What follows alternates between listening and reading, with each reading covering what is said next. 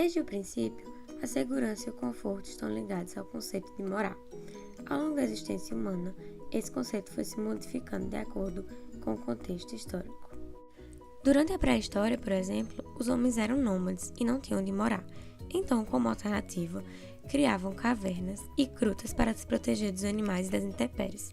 Com o passar dos anos, esses abrigos foram evoluindo e trazendo um conforto maior aos seus residentes, e servindo também como espaço de congregação de famílias, como podemos ver na casa-pátio do período romano. As técnicas construtivas foram se aprimorando e consideradas importantes para todo esse processo de evolução das moradas.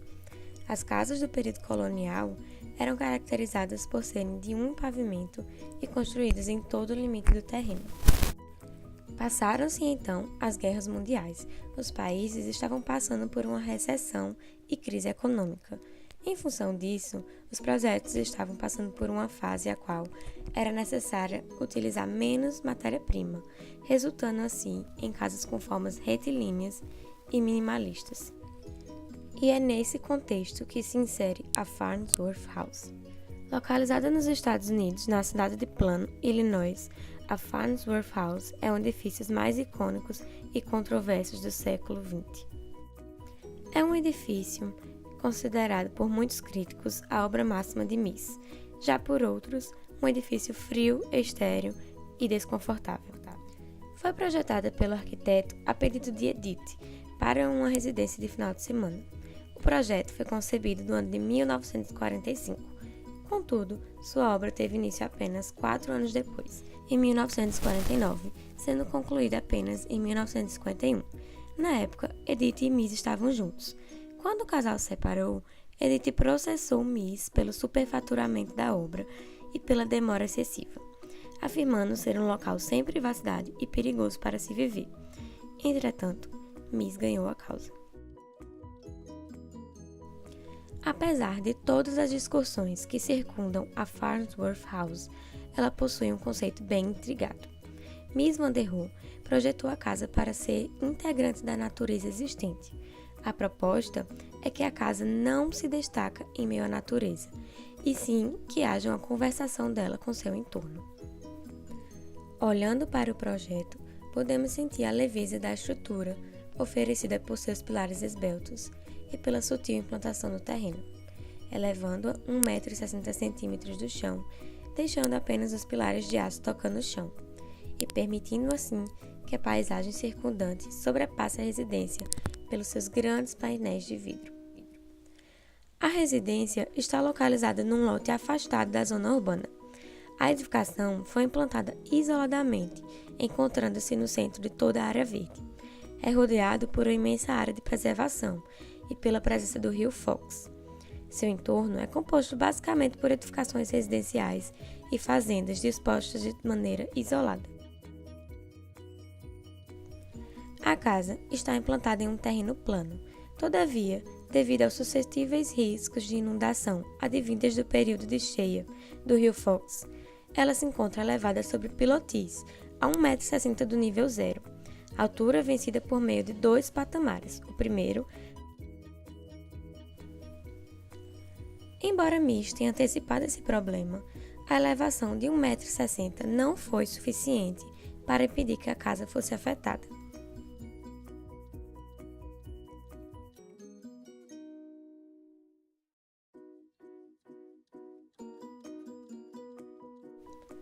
No que diz respeito à orientação solar, a maioria das fachadas estão voltadas para o poente, onde ocorre a maior incidência solar em função dos rigorosos invernos que ocorrem na região. A cozinha está localizada na fachada norte, pela pouca permanência no espaço. Não houve um cuidado em garantir um maior conforto a este ambiente. Já o quarto está voltado para o nascente, recebendo menos insolação. Para a época do verão, há uma pequena abertura na fachada sudeste, que possibilita a entrada da circulação dos ventos. O acesso à edificação se dá única e exclusivamente pela Avenida Fox River, tanto para pedestres quanto para automóveis.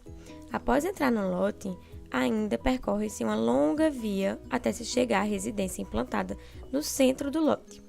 A entrada da casa se dá por meio de um tiro de escadas dividida por 2 patamares, o que inviabiliza o acesso a pessoas com mobilidade reduzida. A planta, visualmente, apresenta-se como 2 formas retangulares, dispostas uma ao lado da outra, em níveis diferentes e unidas entre si por uma escadaria principal, dividida em 2 tiros, um que leva a um patamar sem alvenarias, que antecede o nível da construção, presente por uma decisão projetual do arquiteto. O zoneamento da casa é muito claro. Mies distribui os setores da casa sobre uma divisão imaginária, estabelecendo os setores sociais e íntimo nas fachadas de maior predominância da ventilação, no caso, a leste e a sul, enquanto o setor íntimo se encontra nas áreas de maior incidência solar, ou seja, na fachada norte. A casa não possui alvenarias internas. Sua circulação é definida pelos móveis que nelas estão inseridos, onde o núcleo da casa é o obelisco de madeira que abriga a cozinha e os banheiros e garante a privacidade do setor íntimo e de serviço.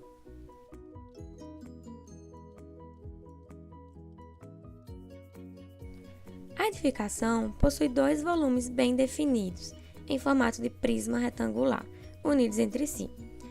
O primeiro se caracteriza pela ausência de paredes, tendo como função ser o elo de ligação entre o nível do terreno e o nível da edificação, onde se inicia o segundo volume. Ambos estes sólidos não tocam o chão, sendo sustentados por pilares de aço que passam a ideia de que a casa está flutuando. A casa possui apenas 2 aberturas, a porta de entrada de 2 metros de largura e uma janela situada na parte inferior da fachada oriental. Ambas se dão no sentido onde há a predominância dos ventos, ao longo do ano. Não há presença de beirais ou elementos para a proteção solar no interior da casa. A casa consiste, do ponto de vista estrutural, de 8 pilares de aço em forma de I, que suportam as estruturas do telhado e do piso. Esses pilares estão distantes 6 metros e 70 centímetros entre si.